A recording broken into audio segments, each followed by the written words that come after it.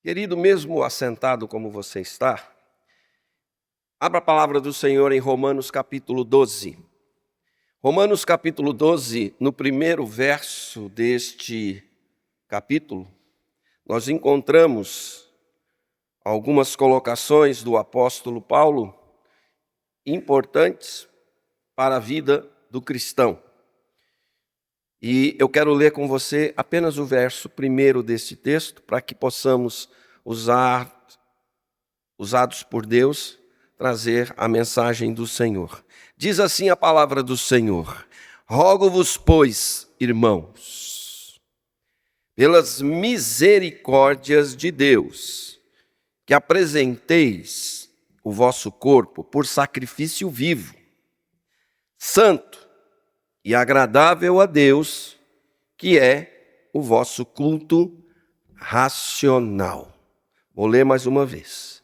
Rogo-vos, pois, irmãos, pelas misericórdias de Deus, que apresenteis o vosso corpo por sacrifício vivo, santo e agradável a Deus, que é o vosso culto racional. Que o Senhor abençoe a leitura da sua palavra e aplique ao nosso coração nesta manhã. Amém? Meu querido e minha querida irmã, preste atenção.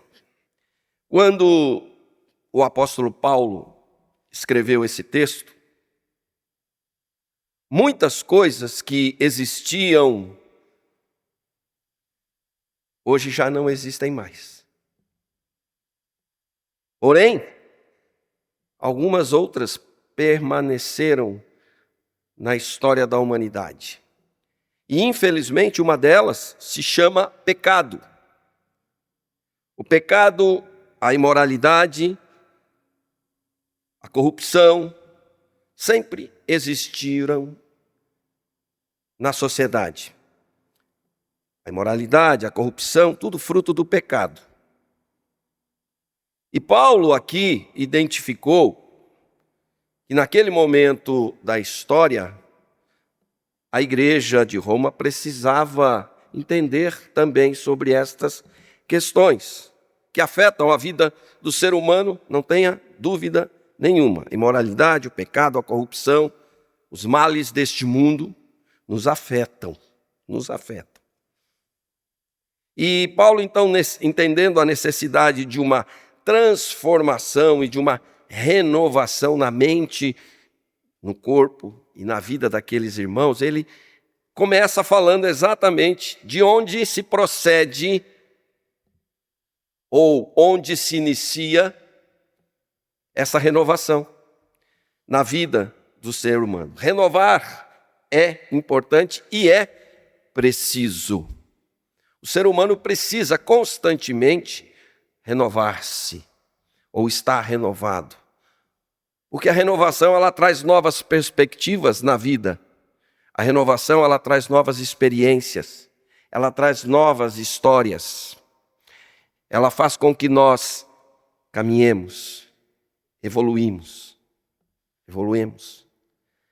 nos transformemos, entendamos melhor a vida.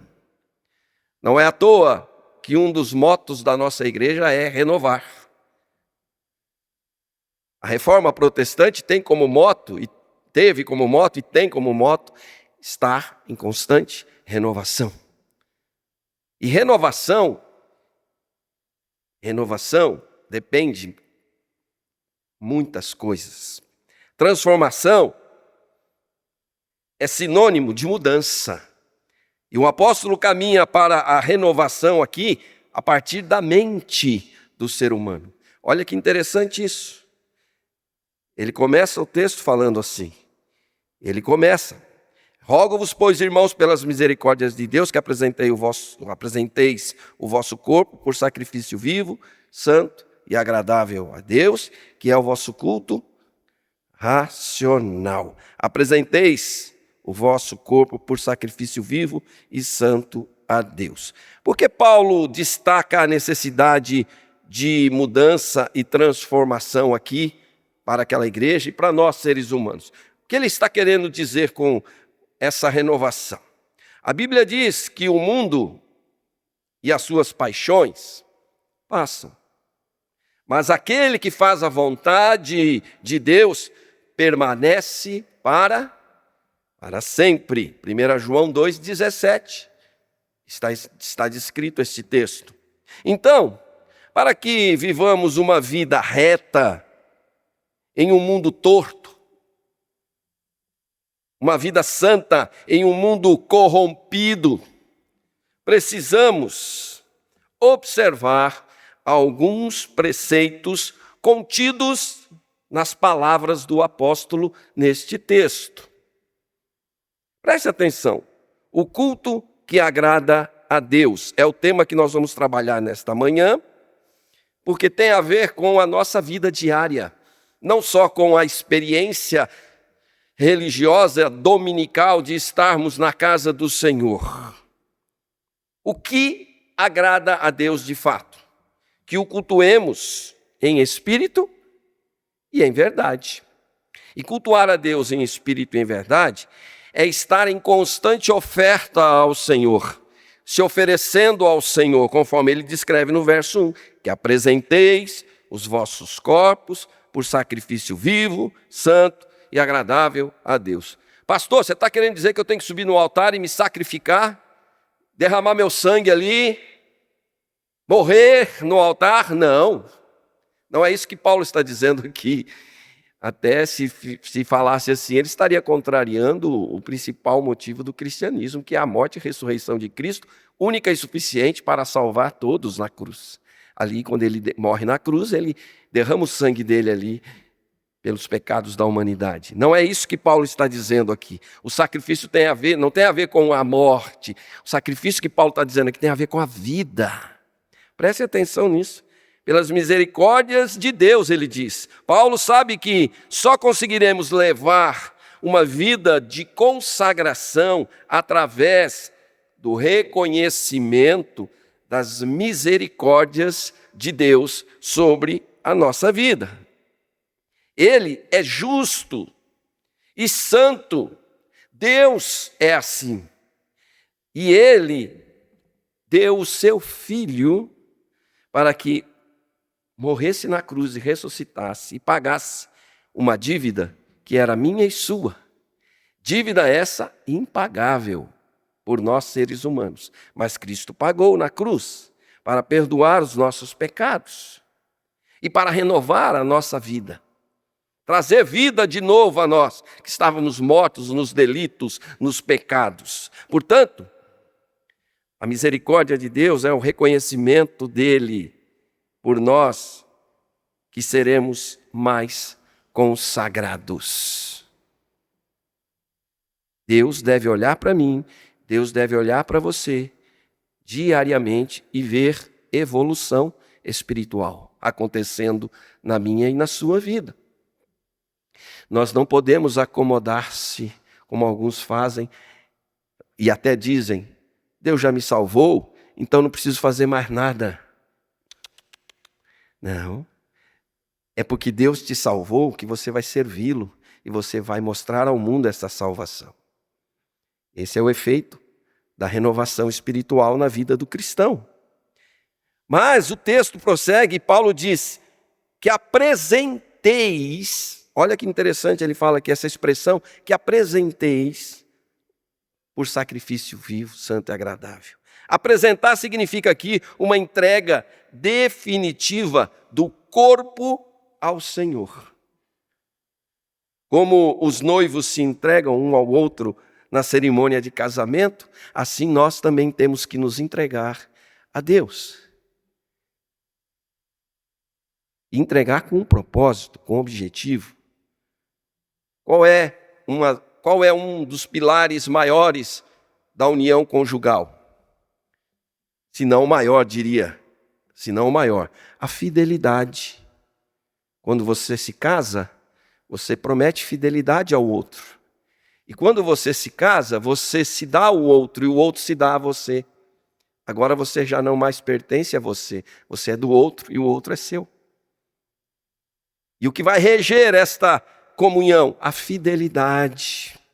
Deus está, e Paulo está falando aqui de fidelidade conjugal.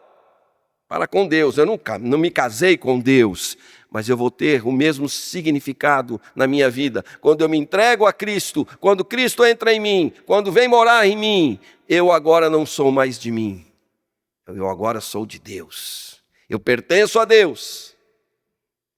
É Ele o meu Senhor. É Ele quem me conduz. É Ele quem me guarda. Por isso Paulo fala de sacrifício aqui, mas sacrifício vivo. Olha só, ele não fala de sacrifício morto. Ele fala de sacrifício vivo, santo e agradável a Deus. Paulo aqui nos ensina que, diferente do sacrifício do Antigo Testamento, onde o sacerdote matava o animal, cortava-o em pedaços, colocava no altar, jogava o sangue dele ali e queimava tudo aquilo para simbolizar a morte do pecado e a ressurreição da vida em nós.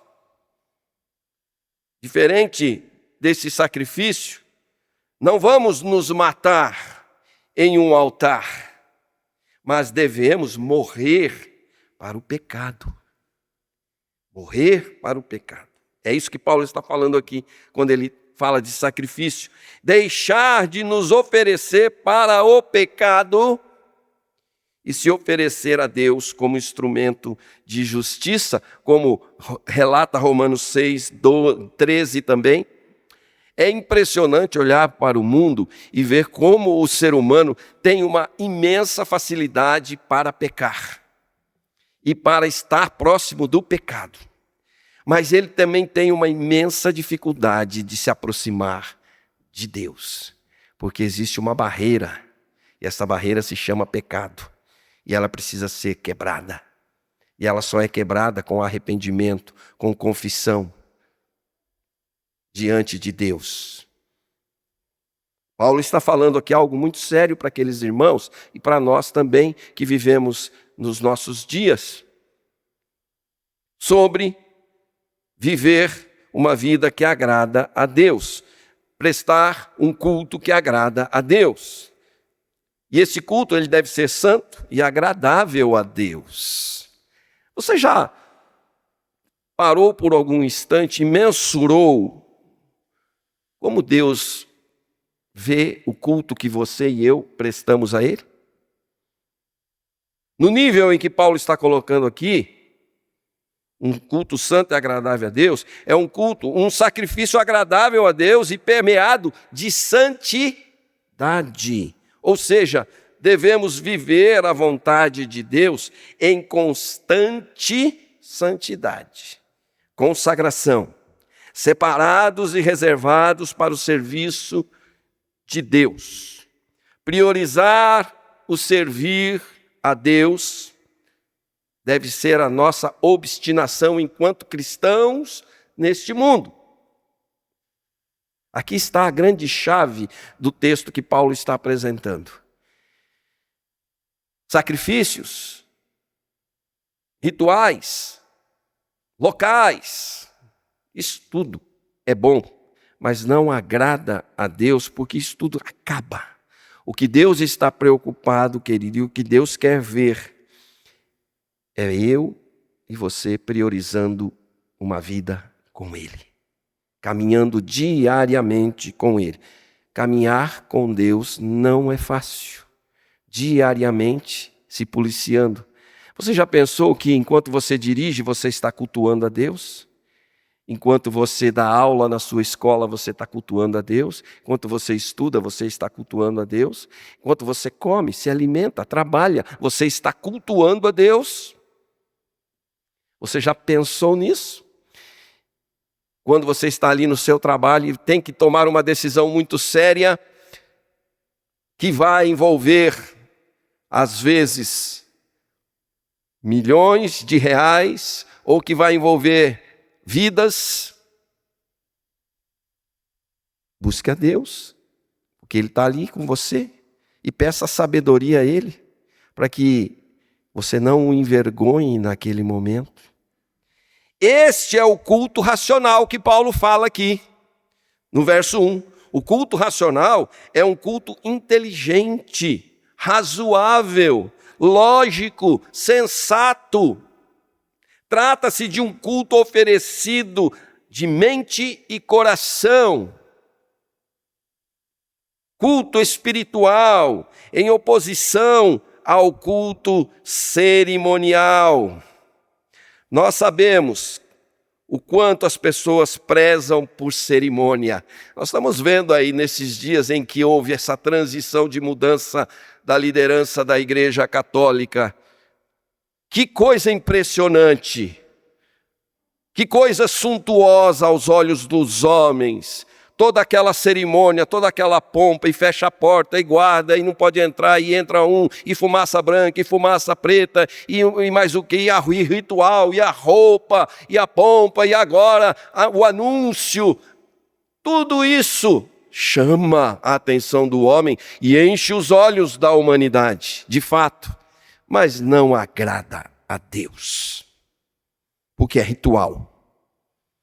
Ritual. Os sacerdotes no Velho Testamento tinham e faziam isso com esmero, rituais. E o Senhor Jesus diz a eles: sepulcros caiados, por fora bonitinhos, mas por dentro, cheiram mal. Por quê? Porque o coração e a mente não se renovaram. Aonde começa a mudança de vida do cristão? Na mente e no coração. É ali que se processa o início da mudança da vida de um cristão. Esse é um culto racional que agrada a Deus. Quando você está dirigindo, quando você está prestando culto a Deus. Quando você cozinha, você também está prestando culto a Deus. Quando trabalha, idem. Quando se relaciona com pessoas, é um culto a Deus. Hebreus 10, 21 e 22 diz: e tendo grande sacerdote sobre a casa de Deus, aproximemo-nos com sincero coração, em plena certeza da fé, tendo o coração purificado de má consciência e lavado o corpo com água pura. Cultuar a Deus, meu querido irmão e minha querida irmã, tem a ver com andar em obediência a Ele, deixando que o Senhor te conduza e te guie. É o que diz Romanos 12, 1. Esse texto nos convida e convida os cristãos a oferecer os seus corpos como sacrifício vivo a Deus, um culto racional que reflete a transformação de mente e a renúncia à vida mundana. Esta exortação, meu querido irmão, minha querida irmã, enfatiza a importância de viver uma vida dedicada a Deus, separada do mundo, e de buscar a vontade de Deus em todas as áreas da vida. Alguns dias atrás, acho que mais ou menos um mês, eu participei de uma cerimônia fúnebre de uma amada irmã que está com o pai. Essa irmã chamava Teresa Rosa de Oliveira. Eu tive a oportunidade de ser aluno dela na EBD, quando criança. Uma missionária de mão cheia, uma evangelista e propagadora do Evangelho do Senhor. Eu me lembro, e disse isso na cerimônia, com muita emoção, eu me lembro que quando tinha 8 para 9 anos, a igreja a qual nós frequentávamos, que é neta desta igreja, filha da Igreja Presbiteriana do Parque São Domingos, aliás, Parque São Domingos é neta desta igreja, filha da Igreja Presbiteriana da Lapa, e a igreja do Parque São Domingos tinha uma congregação no bairro do Parque São Domingos, aqui na Zona Oeste, onde nós moramos. E eu me lembro que no terreno da congregação tinha uma grande paineira. Já viu uma paineira, aquela árvore grande que tem espinhos no tronco e ela solta flores e painas parecendo algodão? Tem uma determinada época do ano, ela esparrama que aquilo fica branco, parece um chão de neve. E dentro do terreno tinha uma paineira. E a escola dominical se processava ali. Um grande presbítero que foi meu mentor, presbítero Calvino Sales, da Igreja Presbiteriana da Lapa, ele era diretor da congregação. E ele era construtor, ele mexia com obras, tinha facilidade de construir coisas, e ele construía banquinhos de madeira baixinhos, para as crianças sentarem em volta da paineira. E ali ele trazia o violino dele, e começava a tocar o violino e cantava com as crianças.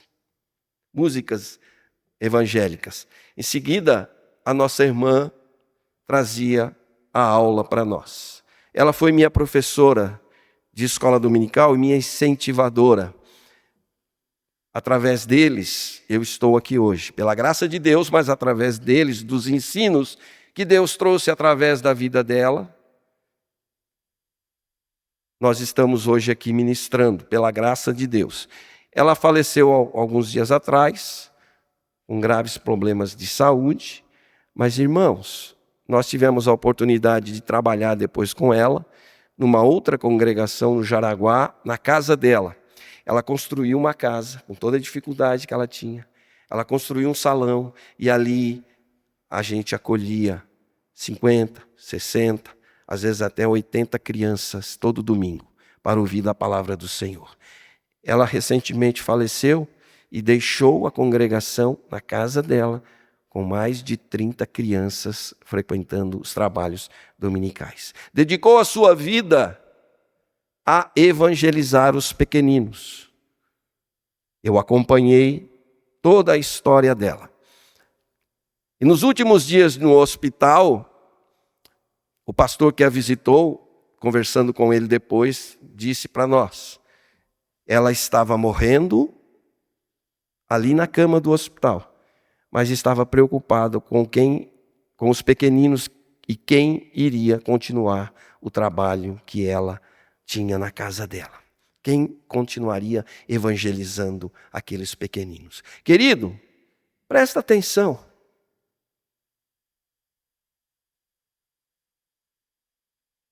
Nós somos filhos de Deus, nós somos igreja do Senhor, somos chamados para quê? Para juntar dinheiro, para ficar rico, para viajar, para gozar das delícias deste mundo. Afinal, eu sou ser humano, eu sou filho de Deus, eu mereço. Ninguém aqui está dizendo que isso é errado. Onde está o teu coração, querido? Onde está o meu coração? A nossa vida aqui passa rápida, queridos. É como diz no interior, um tiro de espingarda. Pum, acabou. Quando você olhar para trás, você vai ver o quê? Quando você pensar que vai começar alguma coisa e partir desta vida, que legado você deixou como fruto de uma renovação espiritual? Que culto você prestou a Deus? Que de fato o agrade, presta atenção, o agrade. Porque eu não estou aqui para agradar vocês, nem vocês estão aqui para me agradar. Nós estamos reunidos aqui hoje em culto a Deus. E este culto deve agradar a Deus. Exteriormente, aparentemente, pode estar até agradando a Deus, né, Wagner?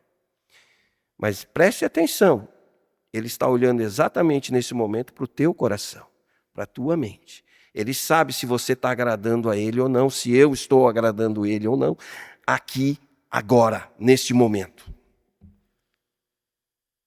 E com a minha vida diária também. Porque eu não te acompanho durante os dias de vida, nem você me acompanha, mas Deus o acompanha. Pode ter certeza que Deus está vendo cada passo, cada palavra, cada pensamento que você e eu desenvolvemos neste mundo. Então, não queira agir como os fariseus hipócritas, chamados de sepulcros caiados, bonitinhos, de terno e gravata. Passei até um gel hoje no cabelo, para ficar mais chamativo.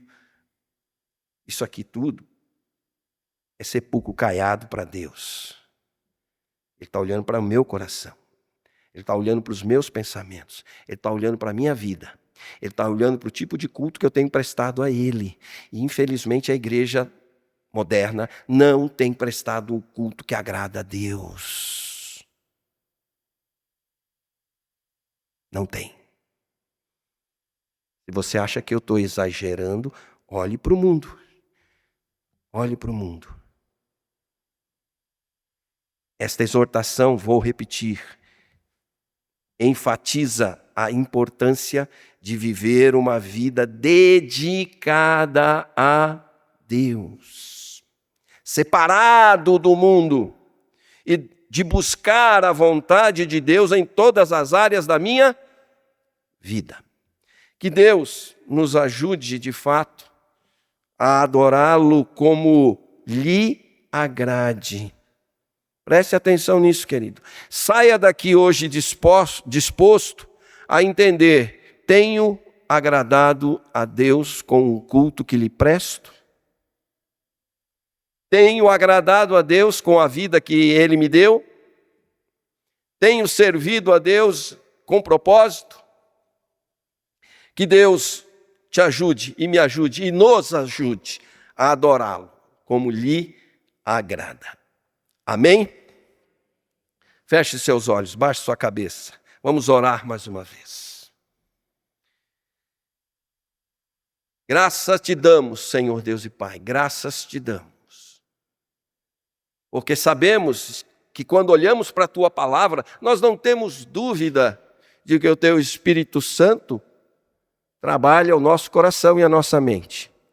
E nesta manhã, este grande desafio que o Senhor nos traz é um desafio impossível humanamente falando. Para nós que somos homens pecadores e falhos, porque sabemos que, como humanos, nós vamos mais te desagradar do que agradá-lo.